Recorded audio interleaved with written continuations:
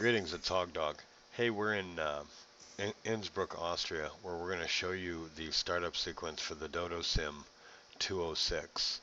Now, the DodoSim Bell 206 is considerably different than the default 206 that you get with FSX, in that it's considerably more realistic in the startup sequence and in the flight dynamics. So we're going to show you how to start her up, how to fly it a little bit, and then how to shut it down. Well, the first thing you'll notice is I'm in the 3D cockpit view, and while we can do this, we could start the helicopter up in the 3D cockpit view by zooming in and moving our hat switch around and all that. But what I like to do, because I'm an older guy, I like to see things. So I press Shift 1, 2, 3, and 4, and that'll bring up everything that I need to start up this helicopter. The overhead panel is here, your radio stack, your cyclic, and your panel. So the first thing I do is go to the overhead. That's this thing. I turn on the battery. You'll notice that very annoying warning light. There's a warn horn mute button right there, right in the middle of the panel, and you want to turn that off right away because that is very loud. The generator, you do not want to turn your generators on until after you start your motors. The generator runs off the motor, so it's always a good idea to have your motor running before you start your generators. It is kind of cold here in Innsbruck, so I would normally turn on my pilot heat, or I'm sorry, my pitot heat, but today well, of course we don't do that until after the engine's started as well, so I'm going to do that after we get started. I'll leave that switch alone. That's your gyro switch. That is a whole nother lesson. These generators, circuit breakers are on by default, and you should leave them that way. Up here at the top, there's a fuel boost circuit breaker for the aft fuel pump and for the fore fuel pump, and they both need to be turned on. And you'll notice that you can start hearing something happening. Well, that noise you hear, that rumbling noise, that is the noise of the fuel pump. I also like to turn on my exterior lighting. That's here and here. I might want to turn on, looks like the sun's going down, might want to turn on my interior lights too. I come down here and I turn on my avionics switch, and you'll notice that my radio stack goes hot. I can then change my radios, change my frequencies, change anything that you normally would change in your radio stack. At the bottom of your radio stack is the hydraulic system. You want to turn it on. At this point, anti-icing should not be turned on. We should wait until the helicopter is started, but I will close this window just to move it out of the way.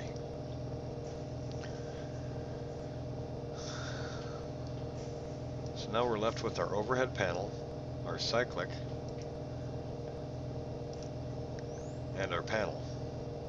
And now that the fuel switches are on, or the fuel circuit breakers are on, we actually have to turn the fuel valve on. And then we can go to the cyclic to get her started. You'll notice as you move the mouse over the throttle, there's a throttle. The handle has got a twist grip, and you'll notice this red line. This red line is where you want it during normal operations, and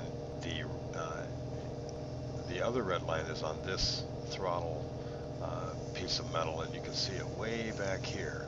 It's currently at 0%, this throttle.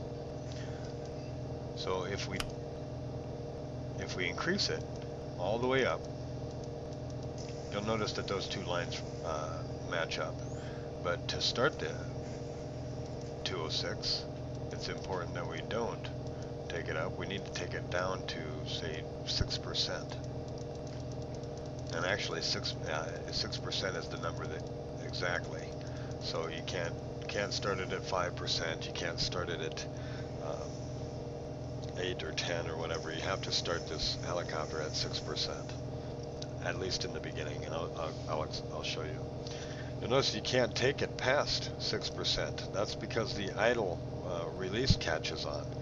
In order to take this all the way down to 0, you'd have to select that button and then start decreasing. So now the engine's at 0.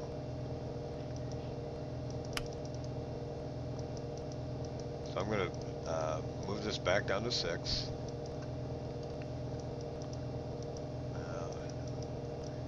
This can be touchy. I want to do it one at a time.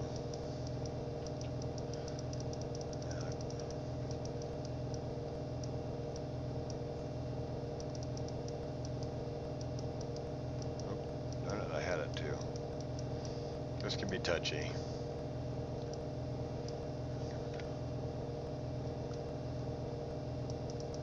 There we go. Now I'm currently at 6%. Oh, I'm at 15%. I'll take it down manually. Okay, I'm at 6%. And what I need to do is, I need to be watching, as I press my starter, I need to be watching my gas producer. Because my gas producer needle will increase along this line. And once it gets to 60%, I can release the starter switch, but not before, because you'll see what happens. Here I'm pressing the starter switch. You can hear the engines kicking up. You can even see the rotor blades starting to turn. We get it to 20% and I let go. When I let go, it just stops doing anything. Well, that's because you have to get it up to past 60% before the engine's got enough power to keep itself going. So I'm going to wait, hold the starter switch, watch that needle.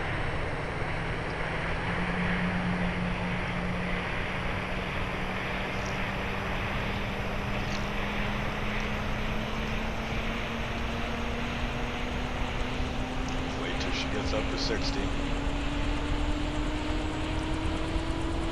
Then we can release the starter switch.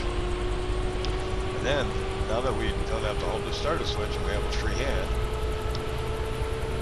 we can take a look at some of the instruments.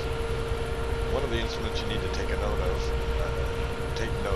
is the power turbine. It's at 62.9%, but that's and the gas producer's at 61.8, and that's because the throttle's only at 6%. We need to increase it. In a real helicopter, you would do this very slowly. Maybe not that slow. I'm going to go ahead and increase it all the way up. And as I increase it, you can hear the engines winding up. And you can see the turbine increasing. I don't have it at full. And remember, the red lines must match up to be at full. So it's not at 100%, and the helicopter still won't operate properly. Once we increase it to the point where the lines match up, you'll see that those needles go into the range. This is the range that your needle should be in. You'll notice that I'm pushing the maximum here on this needle, the power turbine. It's because I'm running my throttle, I believe, at 100%. Nope, I'm running at 97. Oh, it's because we haven't applied any kind of RPM thrust. As we apply thrust, it will drop over.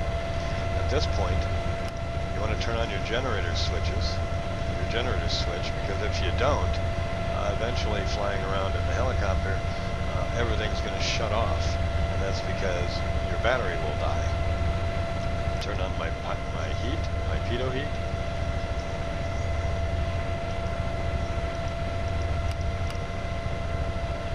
Oh, this is the difficulty setting, by the way, for the DodoSim. I like to leave mine on 5. 5 is most difficult. 1 is like you can start this helicopter with Shift E. Done up here, so I'm going to go ahead and close that window. If I was flying at night, I might want to turn on my landing lights or my spotlight so I can see the ground. But You do have your governor switch, which you can increase and decrease. You shouldn't have to unless you get a warning light that your RPMs are too high. Then maybe you want to decrease it a little bit. But I'm going to go ahead and close that one too. That's shift 4. I'm going to go ahead and close the panel as well, and we're back to the virtual cockpit. You'll see from the outside of the helicopter that the lights are on, she's running, everything looks good. Let's take her up for a spin. Now, one thing you'll notice about the DodoSim 206 is that you can't just take the throttle and plummet it up to 100%. Here, let's see what happens when you do. I'm going to go ahead and set back down. This is what happens when you normally just plummet it up to 100%.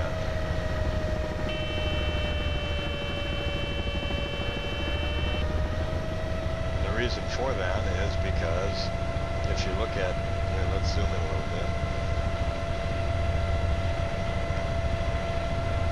If you look at this torque percentage gauge and you increase your throttle, the more you increase your throttle, the higher it goes. My throttle's at about 70-80% right now, and that matches my torque. But if I go too much past that red line, you can even hear the degradation of the engine, and it just eventually dies. So you have to back it off, and you have to stay in that range. I have my crash detection off, thank goodness. But again, here we'll take a quick little jaunt. So we lift up, maintaining in the green area the torque percentage for normal operations. If you want faster climb, you can get into the yellow area, but don't go past the red. In the DodoSim, you'll fall out of the sky.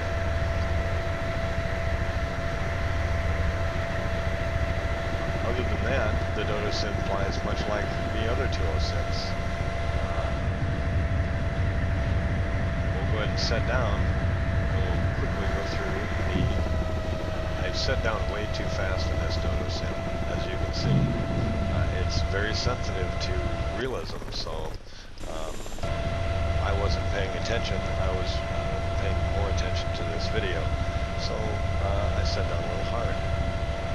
To shut her down, all you really need to do is flip this switch and she'll shut down. But if you don't go back to your overhead panel and shut off your battery, you're going to get A, that warning, and B, a dead battery. Shut off your fuel flow switches. Exterior lighting's already off. That's funny, I thought they were on. And that's it. That's how to shut it down. Well, that is the startup, flight, and shutdown sequence of the DodoSim Bell 206. Hey, thanks for watching.